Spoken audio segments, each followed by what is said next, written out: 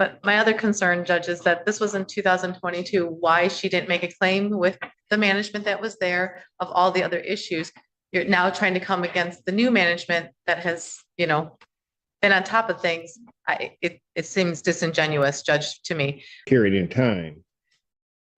This case is chaos in the making. Flooding, damaged property, landlords pointing fingers, and tenants demanding justice. At the center is Judge Simpson, a man who wastes no time slicing through excuses. Right away, we see a clash of timelines, claims dating back to 2022, management changes, and a tenant insisting that her washer and belongings were destroyed. But here's the kicker, much of this comes down to one issue: documentation. No matter how bad your flood, if you can't prove you reported it properly, your case starts sinking fast. That's what makes this hearing so gripping. The judge isn't just listening, he's probing, looking for inconsistencies, asking, did you call, did you text, did you write it down? If not, why not? Keep watching, because this courtroom battle isn't just about water in a basement, it's about whether truth or paperwork carries more weight. Was the landlord notified of the flooding? Yes. I can tell you, I spoke with my client and the two maintenance men that are here. Since my client has taken over, there has never been one maintenance request for water in the basement. The maintenance man that is here, I spoke with him briefly before we came in here. The only maintenance requests that we have are no heat, like in furnace. And the last time he was there, which was either end of November, beginning of December, he saw water in the basement. And he asked Miss Meadows, where's this coming from? Why is there water? And she says it's because, and the washer was running at the time. It was from the washer. The maintenance man then did a repair so that he could run a new pipe for the water. He can explain that better if you want him to explain what he did. But to our knowledge, there has been no maintenance request for water in the basement. So, and he has been with Sycamore for 7 years, Judge. Here's where the story fractures. The maintenance man claims the water came from the tenant's own washer, not a structural leak. That shifts liability dramatically. If it's her washer causing the flooding, the landlord could walk free of responsibility. But the tenant argues the flooding happened before the washer was installed. This is a critical clash. Who caused the water damage? The timeline is everything. Notice how the maintenance worker recalls repairs and even suggests the washer itself was running at the time. This isn't just technical detail, it's strategic. By framing the washer as the problem, the defense builds an alternative story. The tenant's own equipment created the damage. This is where you, the viewer, must decide whose timeline is more believable. Was it long-standing building issues, or did the washer become the scapegoat? This single contradiction could decide the entire case. So he was there before the He was new there management before. He was That there before. was going to be my next question. Yes. So we do have texts with the maintenance person from old management about the basement flooding. But again, I haven't seen those yet either. Which, Do you? Well,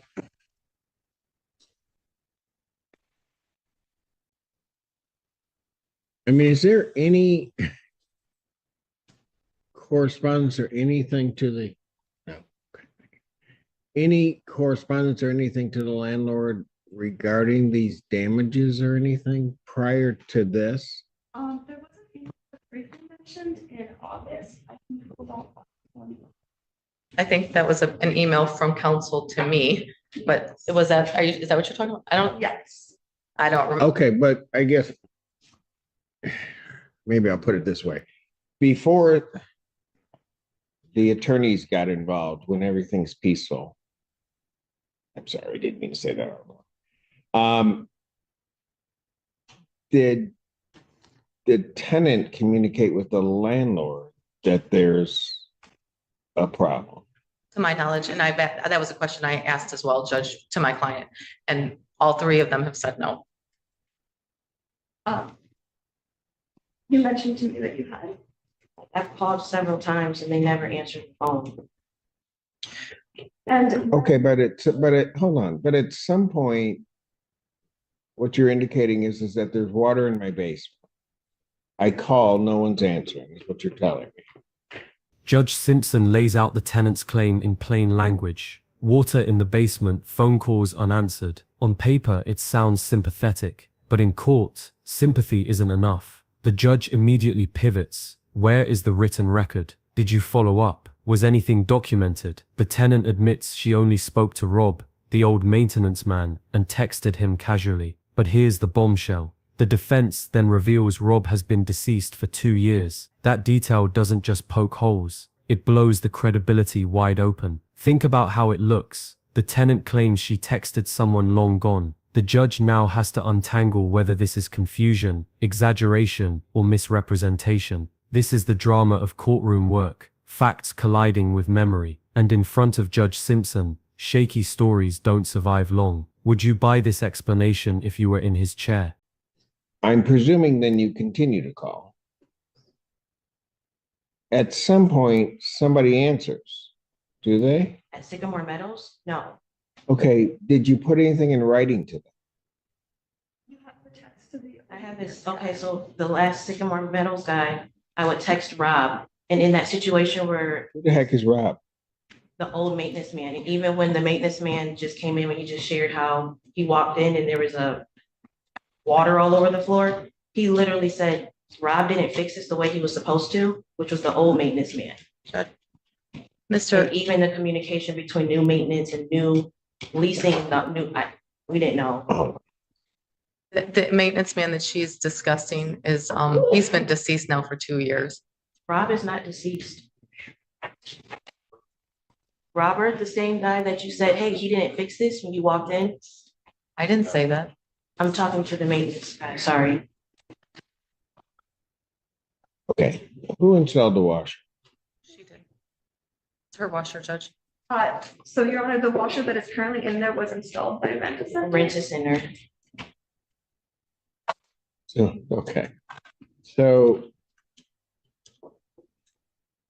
let me ask this. Is everybody in agreement that it's the washer that's causing the flooding? No, Your Honor, because the first flood occurred before any washer was used. But was that reported?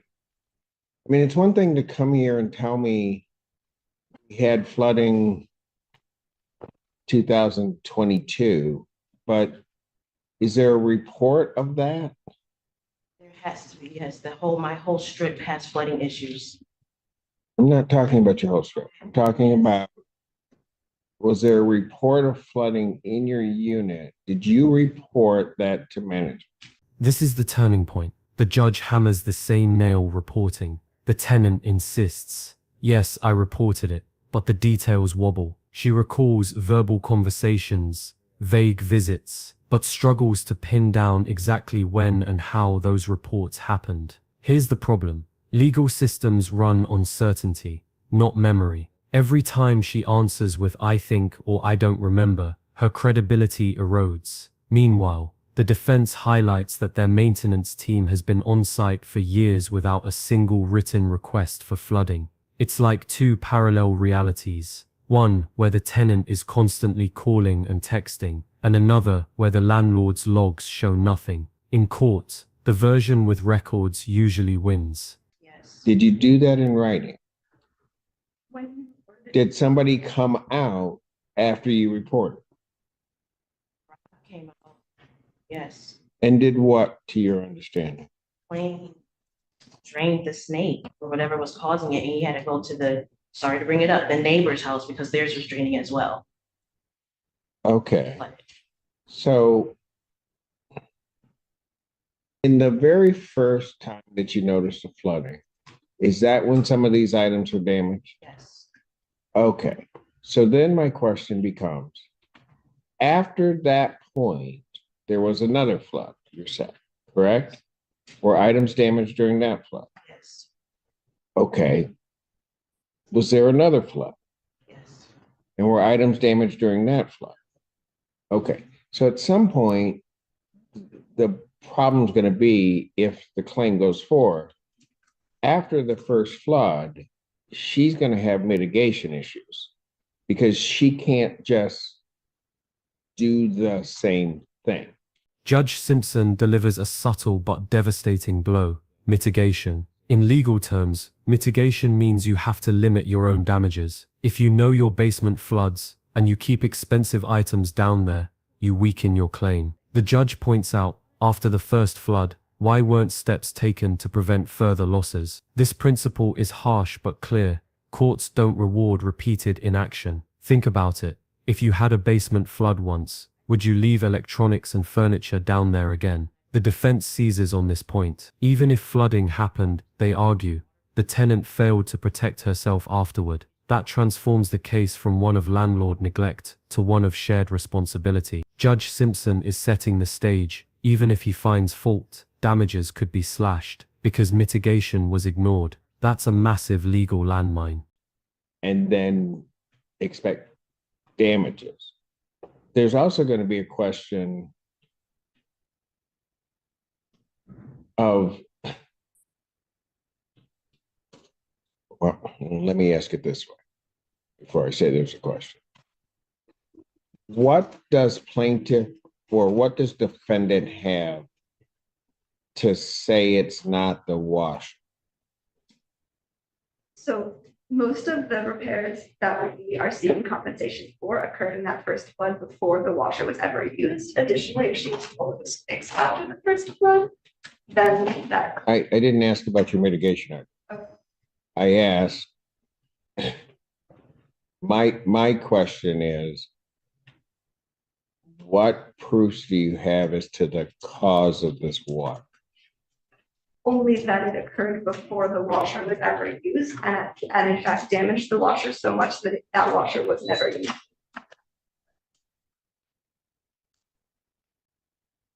So other than there being water there, how are you attributing this to the landlord? There. And I would just argue that Ms. Meadows was offered a habitable.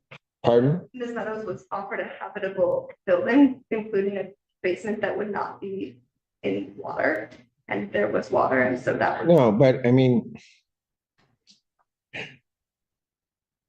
maybe I'll structure it this way.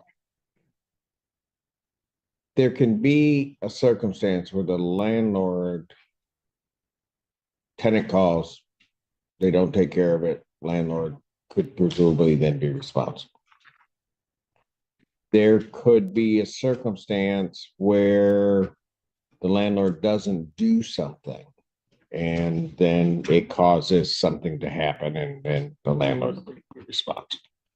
So, Your Honor, our response to that would be that the whole unit and whole building has significant water issues and that the landlord has been on notice of that, and also the fact that numerous maintenance requests are put in and no one is answering. Yeah, but what kind of water issues? I sent this all to the court. They came in and fixed it, and I believe they know what I'm talking about. I was having issues with my shower upstairs. It was water coming down from the kitchen, and it was all in the basement. There's plumbing issues in that whole building. The case widens. The tenant tries to argue that everyone in the building has water problems, but Judge Simpson slams the brakes. I'm not talking about the whole building. I'm talking about your unit. This is classic courtroom narrowing. Tenants often bring up community-wide problems to strengthen their case, but unless it directly affects their unit, it's irrelevant. The judge wants one thing, proof tied to her apartment. Instead, we hear about upstairs leaks, showers draining into basements, and general plumbing chaos. That makes the case sound messy but not precise, and courts need precision. The judge is laser-focused. Show me your reports, your unit, your damages. Anything else is noise. For viewers, this highlights how important it is to keep your claims specific.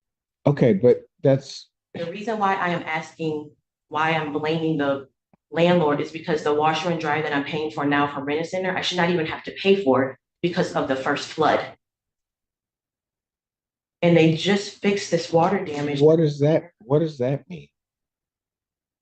You shouldn't have to pay for it. Because she had a washer, but then that washer was damaged in the first flood, so she had to get a new washer that she still made payments on. Okay, so let me just ask this.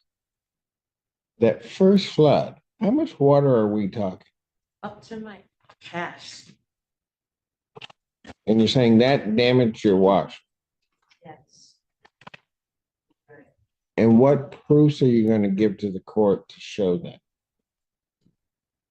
That is a broken washer and dryer that I'm paying for Rent-A-Center right now. No, that I just see significant proof problems because you're telling me that a washer and a dryer got damaged. I'm presuming you don't have those. Still in the basement. The old ones are. Is there anybody that has said that damage, that this flooding damaged that washer and dryer? The old crew from the leasing office. The old leasing office crew. Can I just, Said what?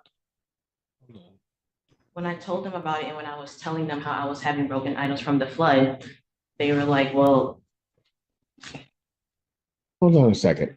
So I thought that there wasn't a washer and dryer before the new washer and dryer. there was a washer and dryer down there. That's why I'm so, That was operational. yes. But it had never been I've operated. never used it.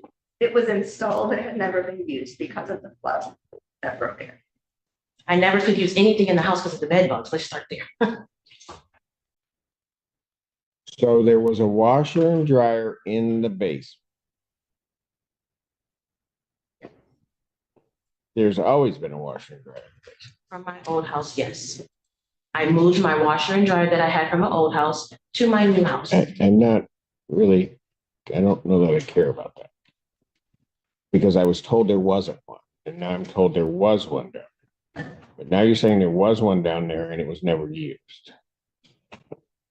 Yes, Your Honor. it was hers though.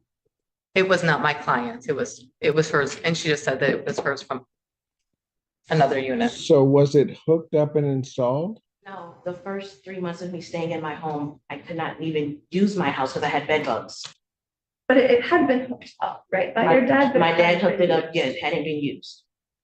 I think the last time we were here, one of the issues was there wasn't netting on the drain house. That's correct, Judge. This moment looks small but cuts deep. The case suddenly turns technical drain netting. Judge Simpson recalls this was an unresolved issue from a prior hearing. Drain netting is simple but crucial. Without it, lint and debris clog the system, creating backups and floods. If the tenant ignored installing it, responsibility shifts. What sounds like a plumbing detail could actually unravel the whole case. Notice how the judge presses, "Did you put it on?" The tenant responds vaguely, saying she doesn't know what that is. But if you're using the washer, you'd know, because you'd have to replace or clean it. The implication is clear: negligence might be at play. The defense will grab this like a lifeline, arguing that improper use caused the damage. This isn't just water anymore. It's about whether basic maintenance rules were followed, and if not, the judge may decide liability doesn't fall on the landlord. Right? Which we weren't sure if there was or not, right? But you were going I to think ask. it was said it No, she wasn't. said she didn't. Yeah, she There said she wasn't didn't one. put anything on On the hose. Right. Not that I can remember. I don't even know what that is. Somehow. Well, but if you're there and using it, you would know because you would have to change it occasionally. Okay. Right, so there was not something on the face of the very thing No. changed. Okay. If now there's a washer that's down there that's hooked up, but you're saying not used. Currently, there is a washer that is being used. No, but now you're saying, before you said to me there wasn't a washer, that the floods were occurring before there was a washer and dryer. The floods occurred before the washer and dryer were used, but when they were present in there.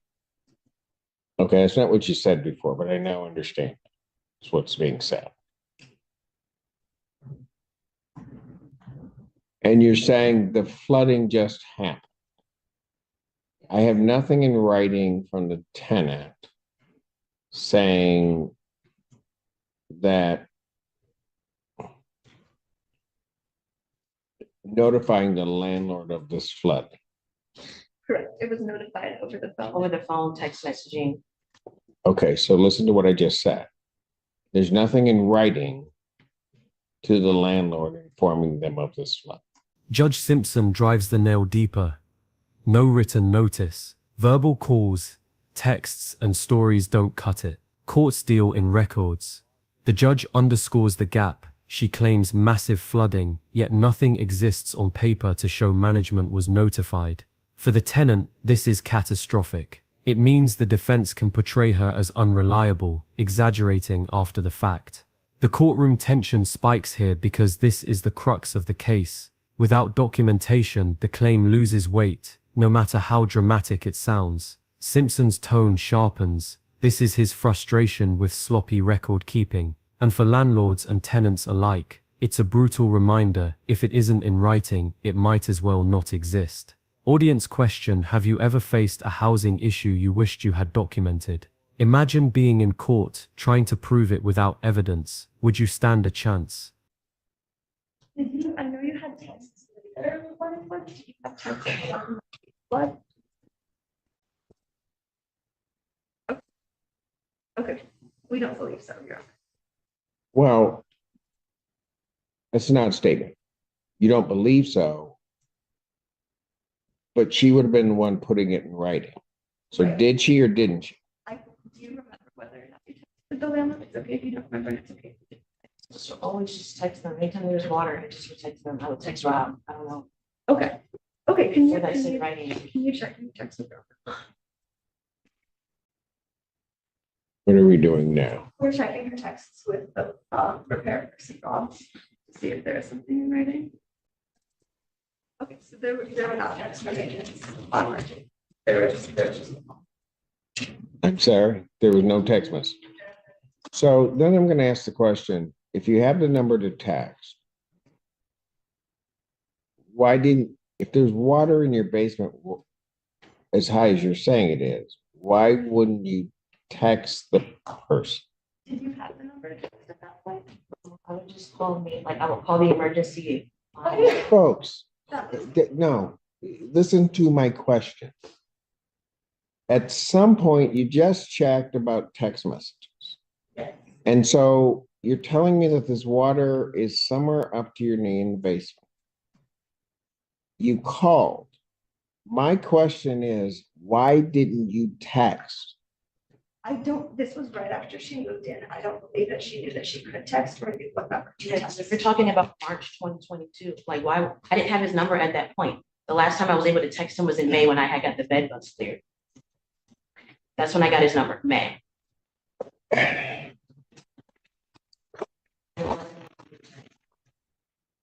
Okay, so now I'll ask the question, when did you get the number to text?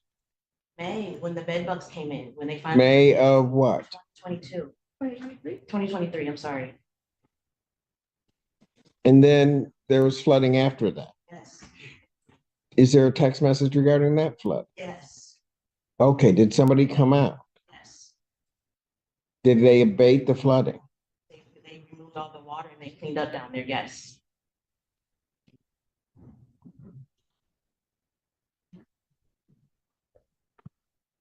Have you seen those text messages? No, Scary. no, Judge.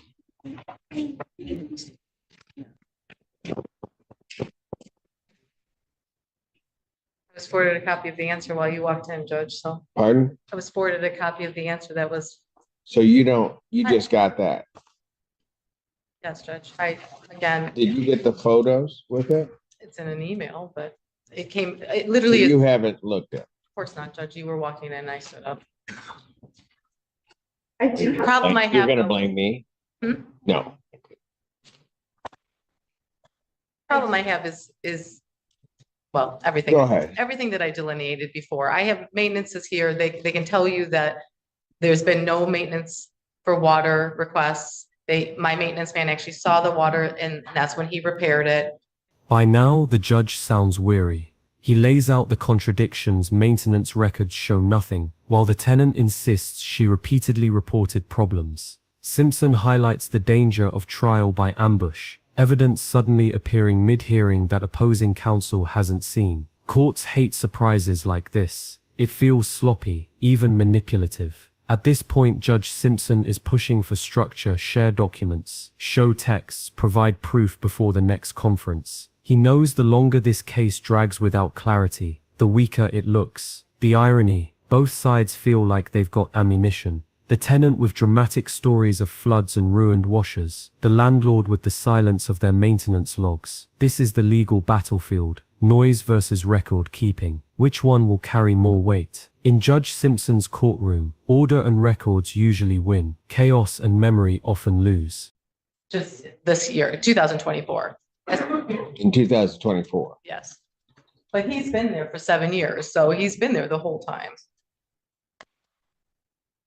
So we did report the basement flooding in, December 4th. I know that December 4th of this year. So that is very late in the game, but just confirming that they did at least have that report coming from us. to okay, but understand something. I also have the texts from May of, oh, you were right, it was May of 2022. I'm sorry. So what was that? So these are texts from the Meadows to Sycamore Bay, reporting the flooding in her basement. In 2022. Yes, Who is that to? from Sycamore Bay. Do you know the last name? I'm not sure. No. Okay, so folks, not saying that you are, but we don't do trial by ambush. We also don't do final settlement conference by ambush. So have you shown those to plaintiff's counsel? No, we only. Why not? We only got this evidence in the last. What? We only got this in the last. I apologize. We've been. The way. So we're gonna sit up here and discuss something that plaintiff's counsel hasn't seen. Is that fair? Understood. No. Is that fair? I can see. how- Is that fair? That's really a yes or no question. No. Thank you. Why don't we get that over to her? I'm gonna pass the matter. Judge, I don't, I'll get right back to you. Oh. I'm not gonna Okay, hold your okay. people here all day. I appreciate, I have nothing. Well, Yeah, maybe I will hold them here all day. you can hold them, but I have to I've- be in court in Farmington Hills at 10:30, so. No way. All right. Can- Get those and make the copies, so we don't even have that issue. All right, we'll get that. I'm gonna call The you. next one is really quick. We're gonna just, Why didn't turn you that- let me go? Why didn't you let me lead with that? Or Sycamore Meadows. Recall Sycamore Meadows versus Meadow. on behalf of plaintiffs. Okay, I've reviewed the text message from speaking with management. At that time, there was actually a portal that maintenance requests were supposed to be put in and only in the portal. Yes, I can see the text message. But my other concern, Judge, is that this was in 2022, why she didn't make a claim with the management that was there of all the other issues. You're now trying to come against the new management that has, been on top of things. It seems disingenuous, Judge, to me. But I mean, the text message is the text message. I don't know that this is actually Sycamore. It just says Sycamore maintenance guy. It doesn't show me the phone number. I can't verify it. Those are all the things that I see in this text message, but bottom line, there was a portal, maintenance requests were to be put in the portal, not in a text message. And again, these claims should have been made with that management, and it was her washer that was put in the basement first time. I don't know what happened, and it is what it is at this point. gotcha.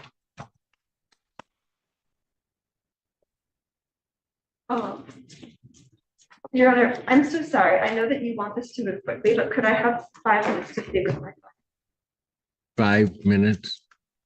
What were we doing while I was doing the other cases? We were having a conversation. Okay, let me just do it this way, because I'm not gonna hold them up. If saying it has to be someplace else, and I'm not sure, even after talking to your client, that we're gonna get anywhere today. I want whatever information paperwork you have regarding any of your claims to get to plaintiff. I think that's the first place we have to start. And then from there, then I'm going to reset the final settlement conference so that it can be something that is meaningful. I think from the defense side, one of the things you're going to have to look at is supposedly she's having these issues, but rent in some form or another is being paid.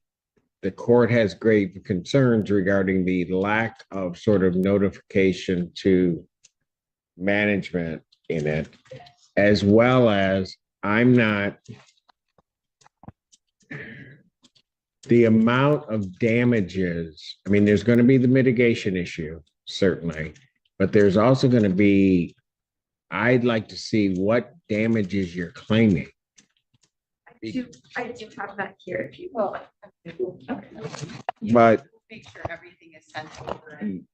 right, because and the thing is that if I have an old washer, and I just want to make this point, if I have an old washer and dryer and that somehow there's a claim for damages, it's not the price, that the damages would not be the price of that washer and dryer today.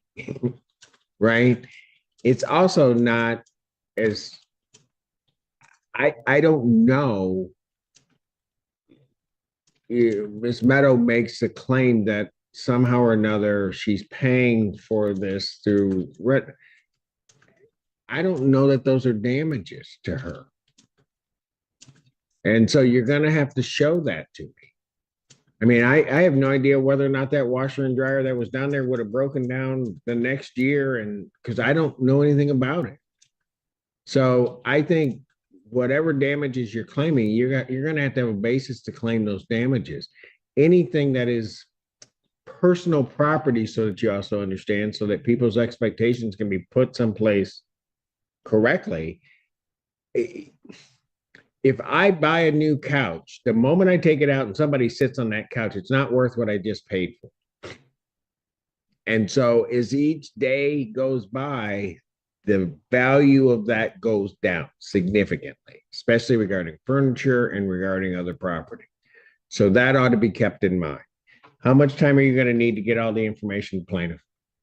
Judge, do you want us just to come back on the 28th with the other one? Is that okay with you or no? That was a whine. She whined at me. Oh. She does that. No, she's looking at her scheduling. Would the 28th work for you guys? I'll adjourn this January 28th, 2025, 9 a.m. Thank you, Judge. I appreciate your time. Thank you, folks.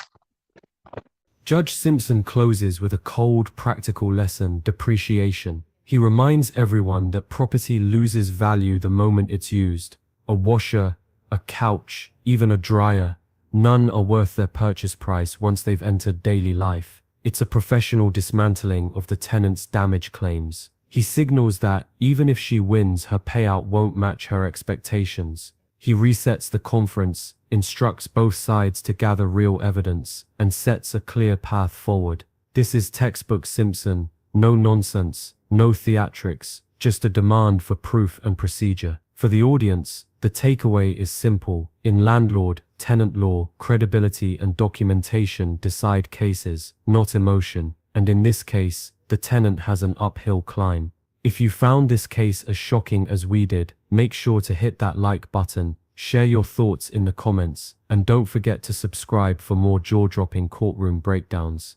Behind the scenes, detectives were piecing together a timeline so tight that even the smallest inconsistency could expose everything. And this moment, it was the first real slip.